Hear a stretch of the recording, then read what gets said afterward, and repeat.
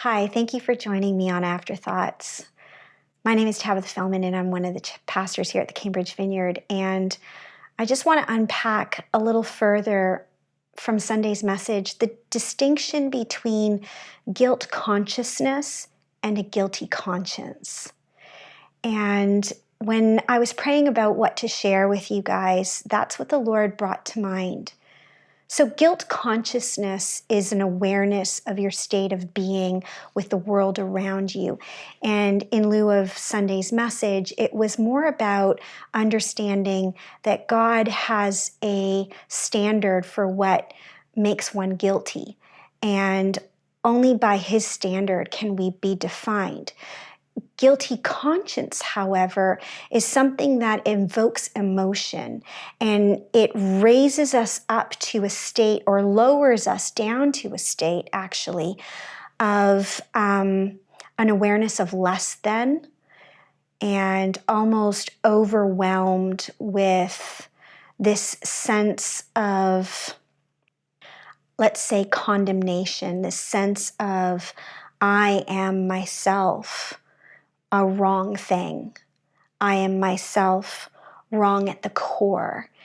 And the difference here is really, really important because sometimes the two can be confused. There is conviction, which is that awareness of a guilt consciousness, and then there is condemnation, which is the guilty conscience and all of its feelings that make you feel inferior. That's the word I'm looking for.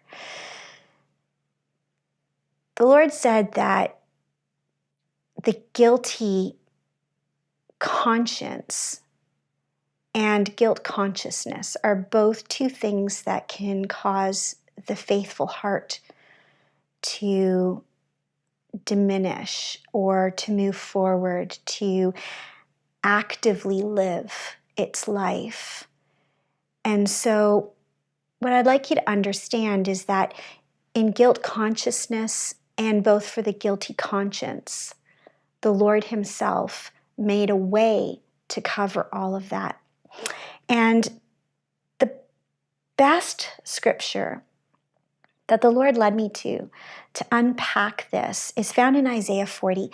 This chapter is so rich with really awesome imagery about who God is and his posture and care and attention to our needs in order that we can be right in being, or that our emotional state that is loaded and inundated, that debilitates us from moving forward in a guilty conscience, that itself can receive deliverance because he's already done it.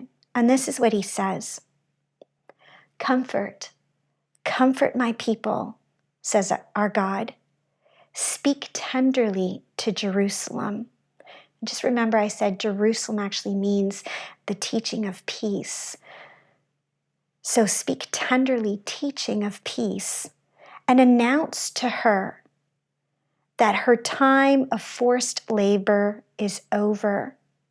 Her iniquity has been pardoned, and she has received from the Lord's hand double for all of her sins. It's so rich.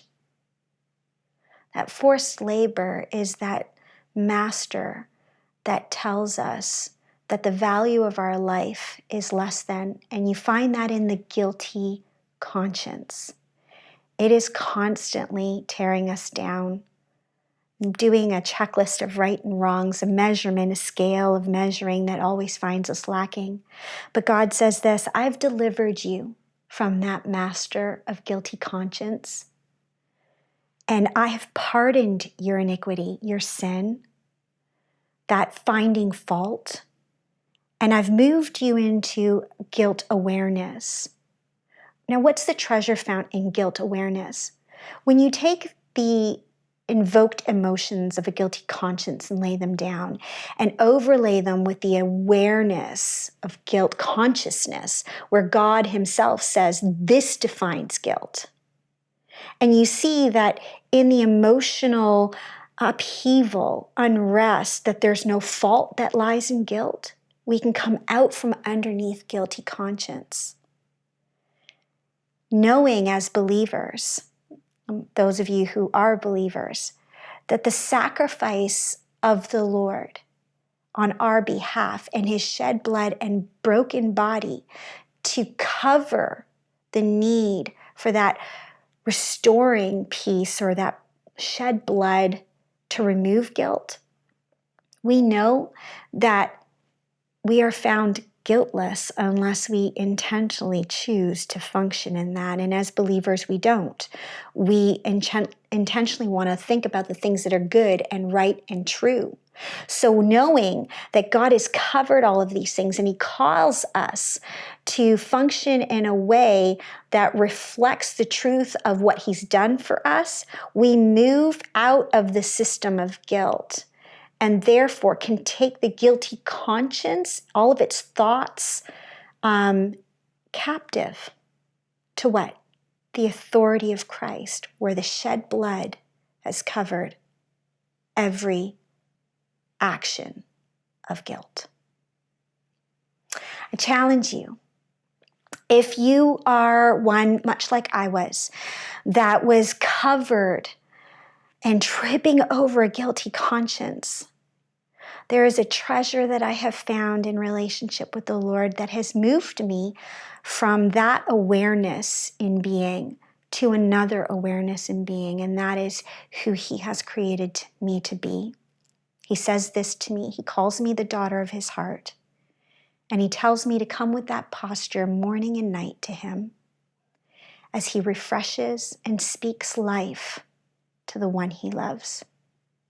He has a name for you, a name that will become your treasure and the posture by which you should come to him and relate to others with.